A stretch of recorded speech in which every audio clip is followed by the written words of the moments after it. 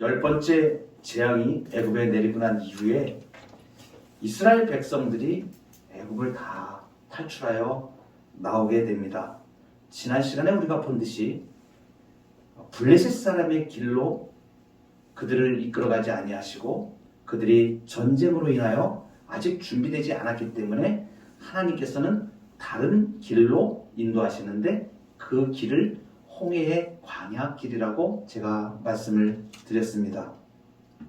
그런데 오늘 유명한 장면이 이제 홍해를 건너는 그 일을 앞두고 바로 일어나는 일을 말씀해 주고 있는데, 바로가 마음을 돌려서 이스라엘 백성들을 떠나게 한 걸 굉장히 통탄하면서 후회하면서 큰 군대를 이끌고 추격해 오기 시작하는데, 이제 이스라엘 백성들이 딱 바다 홍해 앞에 갇히게 되었을 때에 이제 원망을 하는 그 원망이 나옵니다. 이스라엘 사람들이 눈을 들어보니까 애굽 사람들이 자기들 뒤에 바짝 따라왔습니다. 이스라엘 자손이 심히 두려워하여 여호와께 부르짖고 애굽에 매장지가 없어서 당신이 우리를 이끌어내어 이 광야에서 죽게 하느냐라고 모세를 향하여 원망을 막 쏟아 놓습니다. 그리고선 이 이스라엘 백성들이 거짓말도 합니다. 애굽에 있을 때 우리를 내버려두라, 우리가 애굽 사람을 섬길 것이라 하지 않았느냐. 그런데 애굽 사람을 섬기는 것이 이 광야에서 죽는 것보다 낫겠다, 이렇게 거짓말을 합니다. 이건 명백한 거짓말입니다. 왜냐하면 이스라엘 백성들이 모세를 통하여 이적을 행하고 그들을 끌어낼 때에 이스라엘 백성들이 다 하나님께 머리 숙여 경배하고 따랐던 사람들입니다. 그러니까 자기들이 이제 바로의 군사들이 쫓아와서 이제 죽게 생기니까 우리가 애굽에 있을 때 그들을 섬기는 게 낫겠다고 얘기했지 않느냐, 이러면서 거짓말을 하면서 모세를 원망을 하는 겁니다. 그러니까 사람이 죽음 앞에 다다르게 되면 되는 게 없는 겁니다. 배반을 때리는 거예요. 엄청난 배반이죠. 그런데 모세가 그 유명한 대답을 합니다. 너희는 두려워하지 말고 가만히 서서 여호와께서 오늘 너희를 위하여 행하시는 구원을 보라. 잘못하면 지금 맞아 죽게 생긴 거거든요, 모세가. 그런데 모세가 지금 하는 말씀 보십시오. 너희는 두려워하지 말고 정면으로 이스라엘 백성들의 두려움에 대하여 선포를 합니다. 너희는 두려워하지 말고 가만히 서서 여호와께서 오늘 너희를 위하여 행하시는 구원을 보라. 가만히 서서 보라 이거예요. 그리고 14절에도 너희는 가만히 있을지어다, 이렇게 얘기합니다. 여러분, 이스라엘 백성들이 왜 두려워하면서 원망하는 것입니까? 지금 자기들을 쫓아온 무시무시한 바로의 군대를 눈으로 보았기 때문입니다. 그리고 이제 두려워하게 됩니다. 그런데 모세는 정반대로 두려워하지 말라고 얘기합니다. 무엇 때문에? 그래서 오늘 제목이 가만히 있는 신앙이라고 제가 제목을 정하였는데, 두려움이 있을 때 사람들은 어떻게 되냐면 소란을 떨게 됩니다. 눈에 보이는 당장 나를 위협하는 일들이 닥칠 때에 그것 때문에 마음이 공포가 엄습하고 두려워져 가지고 도대체 이것을 어떻게 될까 하고 정신을 못 차리게 됩니다. 그러고 보니까 그렇게 두렵고 떨리는 마음이 들 때 사람에게 가장 중요하게 나타나는 것이 뭐냐면 하나님을 싹 잊어버리는 거예요. 하나님이 안 보이는 거예요. 그러니까 두려움만 보이게 되는 거죠. 그러니까 보이는 게 무엇이 보이냐에 따라 틀려져요. 그러니까 소동이 일어나는 거죠. 어찌할 바를 모릅니다. 그러니까 이 사람들이 지금 모세를 원망하죠. 그런데 모세는 가만히 서서 여호와의 구원을 보라고 얘기합니다. 가만히 있을 수 있는 것은 도대체 우리가 어떠한 신앙을 가질 때 가만히 있을 수 있는 신앙은 도대체 우리에게 무엇을 말해주는가? 첫 번째는 하나님은 완전한 전략을 가지고 계신다는 사실을 우리가 알 때입니다. 오늘 출애굽기에서 특별하게 오늘 본문에서 강조하는 게 몇 가지가 있습니다. 그런데 오늘 시작하는 1절 말씀 2절로 딱 들어가면서 14장 2절에 어디를 말씀하시냐면 이스라엘 자손에게 명령하여 돌이켜 바다와 믹돌 사이에 비아히롯 앞 곧 바알스본 맞은편 바닷가에 장막을 치게 하라. 좀 복잡하죠? 지금 지명이 몇 가지가 나옵니다. 몇 가지가 나오는데 그 앞에 뭐라고 말씀을 하시냐면 돌이켜 이 말씀을 하십니다. 이 돌이킨다는 말은 진행 방향을 지금 완전히 바꾼다는 말 하는 거예요.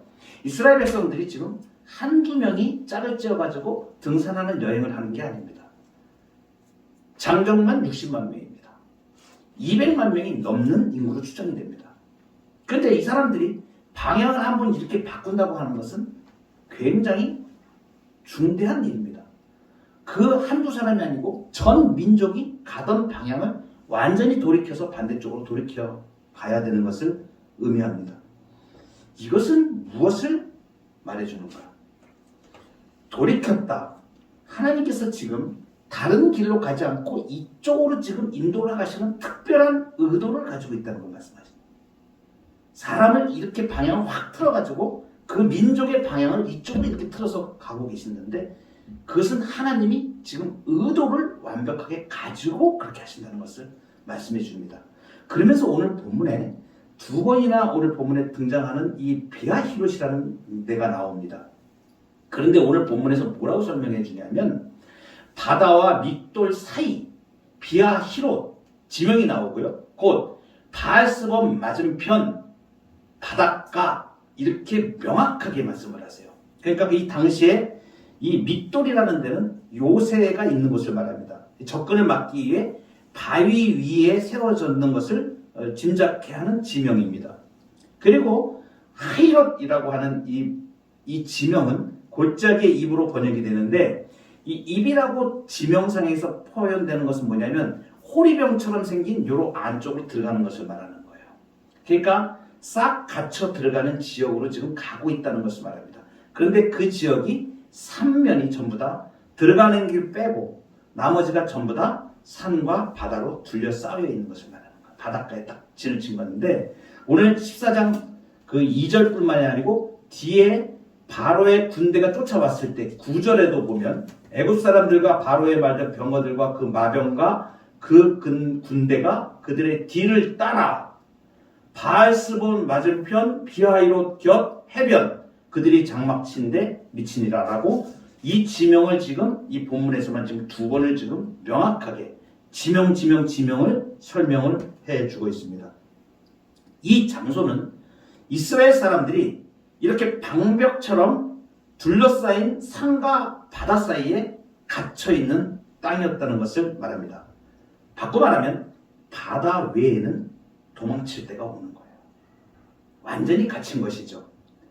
그러니까 그 당시에 이미 널리 이렇게 알려진 지명을 지금 구체적으로 하나님께서 말씀하신 이 지명은 무엇을 말씀해 주냐면 이 홍해에 관련해 가지고 지금 이 역사를 끌고 계시는 하나님께서 명확하게 역사적 사실로 사건으로 당시에 분명하게 있었던 사건임을 우리에게 증명을 해줍니다. 그리고 이스라엘이 진을 칠 자리까지 이렇게 구체적으로 정하신 것 이것은 이 지금 홍해를 둘러싼 이 사건이 우연이 아니라 처음부터 완벽한 의도된 하나님의 계획이 있다는 것을 지금 말씀해 주시는 거예요. 그러니까 보세요. 14장 2절 이 한 절에서만 무엇을 지금 하나님이 나타내시는 내가 지금 의도적으로 이 일을 하고 있다라는 것을 지금 완전히 하나님이 선언하시는 거예요. 돌이켜서 그 민족의 방향을 돌이켰고 지명을 명확하게 선명하게 어디 그리고 생긴 모양까지 어디 구체적으로. 그런데 그 내용은 이스라엘 백성들이 바다 외에는 피할 곳이 없는 완벽하게 갇힌 지역으로 지금 들어왔다라는 것을 말씀해 줍니다. 그런데 재미있는 거는 3절로 들어가면서 하나님이 이 뜻을 밝히세요. 모세한테 얘기를 해줘요. 뭐라고 얘기했냐면 바로가 이스라엘 백성들을 향하여 생각하게 될 일을 말씀해 주십니다. 그건 뭐냐면 바로가 어떻게 생각하냐면 옳았구나. 저 지역은 지금 그 이스라엘 백성들이 간 그 지역은 꼼짝없이 갇힌 지역이다. 쟤네들은 이제 도망도 못 가. 갈 데도 없어. 지들이 바다에 빠져 죽든지 우리가 뒤에서 이렇게 몰고 들어가면 따로 피할 장소가 아무 데도 없기 때문에 얘네들은 무조건 다 잡힌 거야. 이렇게 바로가 분명하게 생각을 할 수 있다는 것을 하나님이 모세에게 말씀을 해주세요. 그러니까 뭐예요? 하나님은 지금 바로가 쫓아올 것을 알고 이 일을 지금 행하셨다는 거예요. 더 쉽게 말씀드리면 뭡니까? 하나님께서는 지금 완전한 전략을 지금 짜신 거예요. 어떻게? 바로가 이스라엘 백성들이 꼼짝 못할 그 지역으로 딱 가 있는데 바다뿐이 빠져 죽을 그 곳뿐이 없이 갇혀 있으니까 무조건 다 잡았다라고 생각하고 오게 하셨다는 거예요. 하나님의 전략입니다. 그러니까 이건 뭐예요? 하나님께서 미끼를 던지신 거예요. 하나님이 이러한 분이시라는 걸 우리에게 지금 완벽하게 보여주는 사건입니다. 고기에게 고기를 잡는 그물을 놓듯이 지금 그 폭군 바로를 잡기 위해서 하나님께서 의도적으로 이 지명 언급한 비하이로 그것으로 하나님께서 바닷가에 진을 치게 지금 하시는 것을 말씀해 주십니다. 여러분, 이 상황에서 이스라엘 백성들이 한 것이 무엇이에요? 아이고 이제 우린 죽었구나. 그 바로의 군대가 쫓아온 것을 보고 이스라엘 백성들은 그때 든 생각이 뭐냐면 아이고 이제 우린 죽었구나. 우리는 끝이다. 끝장이다. 이렇게 생각한 것입니다. 얼마나 하나님의 뜻을 몰랐을까? 우리는 지금 이 사건을 보면서 뻔하게 우리는 하나님께서 하신 일이라는 걸 알지만 당시에 있는 이스라엘 백성들은 전혀 몰랐다는 얘기예요. 근데 여러분, 우리도 인생을 살 때 이스라엘 백성들처럼 이러한 일들에 처하게 된다는 사건입니다. 막다른 곳이라고 생각될 때 우리는 그런 고비들을 많이 넘어온 적이 있습니다. 나를 위협하는 내가 금방 죽을 것 같은 그러한 함정에 빠졌을 때 또는 우리가 인생을 살아가는 어떤 길에서 막다른 곳이라는 생각이 들었을 때 여러분, 이때 가만히 있는 신앙이 필요합니다. 무엇입니까? 가만히 있는 신앙은 나를 엄습하는 세상의 문제, 이스라엘 백성들을 잡으러 온 그 바로의 군사들 앞에서 그 두려움 앞에서 그 두려움으로 떠는 것이 아니고 내가 금방 지금 어떻게 하면 망할 수밖에 없는 상황인 것 같은데 내가 어쩔 수 없는 지금 상황인 것 같은데 그 순간 속에서 무엇을 보는 겁니까? 하나님의 계획을 믿음으로 보는 겁니다. 그래서 하나님이 완전한 전략을 짜신 걸 우리가 알 때 우리가 가만히 있을 수 있습니다. 그래서 가만히 있게 되면 하나님의 전략을 보게 됩니다. 사실은 지나고 나면 우리가 이것을 누구나 다 하나님께서 그 진흙탕 같은 깊은 수렁에서 나를 건지셨다는 것을 우리는 사후적으로 알지만 사전적으로는 잘 보이지 않습니다. 그때 무엇을 하라는 얘기입니까? 가만히 서서 하나님의 계획이 무엇인지 그것을 보는 신앙. 두려워하지 않고 내게 닥친 위기와 나를 금방이라도 삼킬 것 같은 그 파도 가운데서 내가 그것을 두려워하지 않을 것은 가만히 있는 겁니다. 하나님의 계획이 어디에 있으신가? 지금 이 사건은 분명하게 하나님께서 이스라엘 백성들을 미끼로 사용하시고 완벽하게 이제 다시는 애굽 사람들이 이스라엘 백성들을 쫓아오지 못하는 완벽한 결별을 선언하게 하시기 위해서 완벽한 승리를 하시기 위해서 하나님께서 싸움을 준비하시고 계획을 세우셨다는 것입니다. 우리의 삶 가운데서도 우리가 닥치는 어떠한 문제가 있을 때에 그 문제를 통해서 하나님이 가진 계획이 어떠한 것인지를 우리가 가만히 조명하면서 그 하나님의 뜻을 물어갈 때에 우리는 두려움 없는 신앙으로 나갈 수 있음을 알 수 있습니다. 무엇입니까? 잘 보이지 않지만 하나님의 전략을 믿어야 된다는 거죠. 우리가 잘 보이지 않아요. 그런데 조금만 우리가 하나님의 시각을 내 눈앞에 보이는 바로처럼 두려운 것에 내가 거기에 시선을 두지 않고 하나님께 시선을 두면 가만히 있는 그 신앙 가운데에서 하나님께서 어떠한 전략을 짜셨다는 것을 알려주십니다. 그것이 하나님 앞에 우리가 믿음으로 살아가는 길입니다. 두 번째로 하나님은 완전한 무기를 갖고 계십니다. 오늘 애굽의 전력이 나옵니다. 이제 바로가 군대를 동원하여 쫓아옵니다. 7절에 보니까 선발된 병거 600대, 전차가 600대입니다. 지금으로 말하면 이 당시에 병거는 말이 끄는 전차를 얘기하는데 그 지휘관들이 다 거느렸다고 지금 이렇게 나오고 있죠. 군대와 말들과 병거와 마병, 엄청난 군대가 쫓아왔습니다. 8절에 보니까 그 애굽왕 바로의 마음을 완악하게 했으므로 그가 이스라엘 자손의 뒤를 따르니 이스라엘 자손이 담대히 나아갔더라 그랬는데 9절에는 좀 전에 말씀드린 대로 바알스본 맞은편 비아이롯 곁 해변 거기 장막 진대에 왔습니다. 10절에 보니까 바로가 가까이 올 때에 이스라엘 자손이 눈을 들어 보았습니다. 여러분, 이 아이러니입니다. 바로의 군대가 쫓아오는데 지금 이 상황이 어떤 상황이냐면 그 바로 앞에 13장 마지막에 보면 이스라엘 백성들이 하나님의 인도하심을 받는데 낮에는 구름기둥과 밤에는 불기둥으로 인도함을 받는 상황이었어요. 그러니까 무슨 말씀입니까? 하나님이 이렇게 선명하게 보이는 인도하심을 나타내시는 상황 속이라는 것을 말합니다. 아무것도 안 보이는 게 아니에요. 하나님이 분명하게 이스라엘 백성들을 구름 기둥과 불 기둥으로 인도해 오시는 것을 지금 선명하게 보이고 계시는 가운데 바로가 쫓아오니까 그 군대를 보고 겁을 먹은 거예요. 이스라엘 백성들. 이 사실이 우리에게 말해주는 것이 무엇입니까? 우리가 믿음의 싸움을 싸워갈 때에 우리가 이스라엘 백성들처럼 구름 기둥과 불 기둥의 하나님의 인도하심을 받지만 동시에 유혹과 두려움도 받는다는 것을 말해줍니다.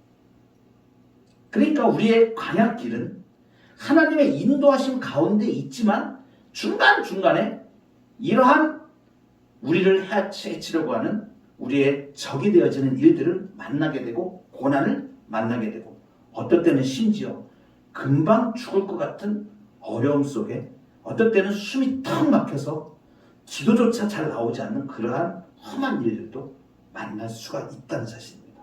그때 우리가 무엇을 해야 되는가? 가만히 서서 모세가 얘기한 대로 가만히 서서 하나님의 일하심을 볼 수 있어야 됩니다. 하나님이 어떻게 하시는가가 중요한 것이에요. 그 문제가 중요한 게 아니고 하나님이 그것을 어떻게 하시냐가 중요하다는 말씀입니다. 왜냐하면 하나님은 지금 구름 기둥과 불 기둥으로 이스라엘 백성들을 이끌고 계시거든요. 그러니까 하나님은 떠나시지 않으시거든요. 붙잡고 계시거든요. 당신의 백성을 붙잡고 계시는데 그 백성은 하나님의 인도하심을 받고 살면서도 세상에 풍랑이 덮칠 때는 그것을 두려워한다는 사실입니다. 우린 누구나 그렇게 두려움 가운데 있을 수 있습니다. 그래서 이 백성들이 원망을 터뜨리는 겁니다. 무엇을 잊어버렸습니까? 기적적으로 지금 바로가 막 그 병거만 전차 부대가 600대가 되는 그 전차 부대와 수많은 군대와 마병과 군대가 쳐들어오니까 그것을 딱 보는 순간에 무엇이 잊어져 버린 거예요? 조금 전에 그 애굽 땅에서 10가지 재앙을 통하여서 장자를 죽이시면서 분명하게 역사를 보이시고 이스라엘 백성들을 구출해내신 그 사건을 금방 잊어버린 거예요. 그리고 지금 그 길에서 인도해 가지고 계시는 구름 기둥과 불 기둥으로 인도하시는 하나님을 샥 잊어버리는 거예요.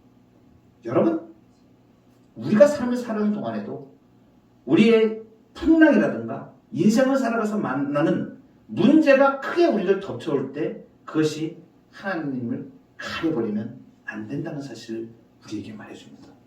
그렇게 되었을 때 우리가 원망하는 자리에 있을 수밖에 없는 거예요.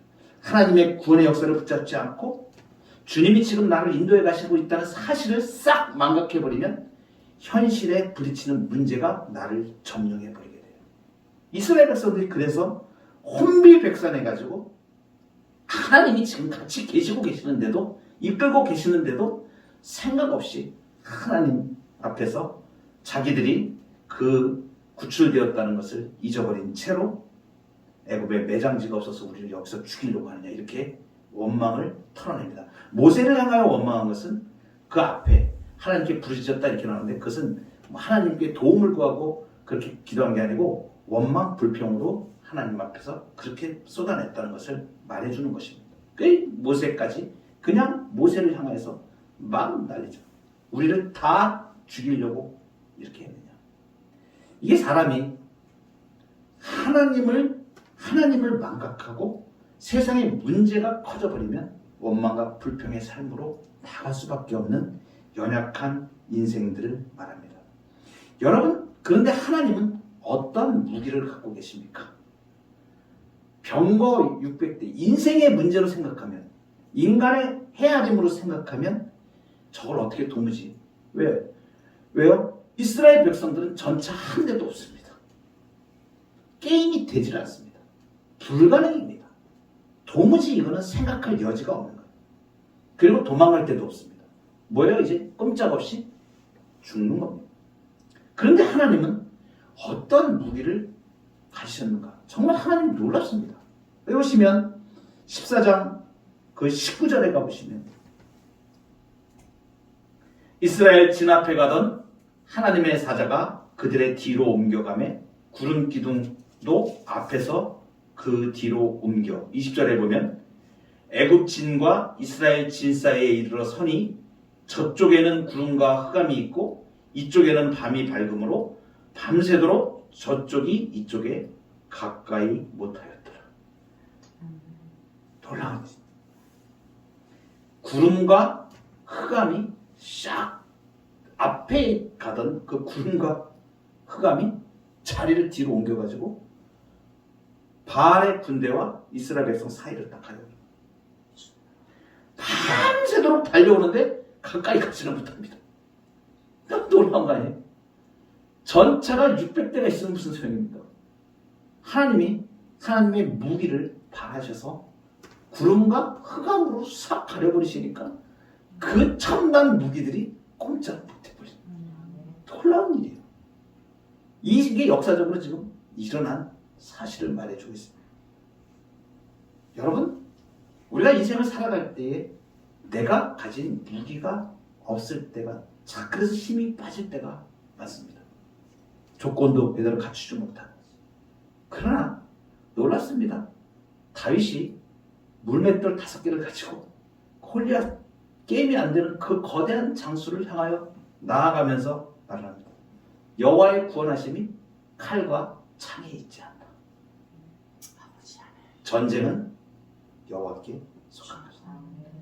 우리의 삶에 가는 문제가 우리의 손에 달려있지 않고 하나님의 손에 달려있습니다. 마지막으로 하나님이 직접 우리를 위하여 싸우십니다. 여러분, 이 불신앙에 대해서 모세가 지금 잘못하면 돌 맞아 죽게 생겼는데 당당하게 얘기합니다.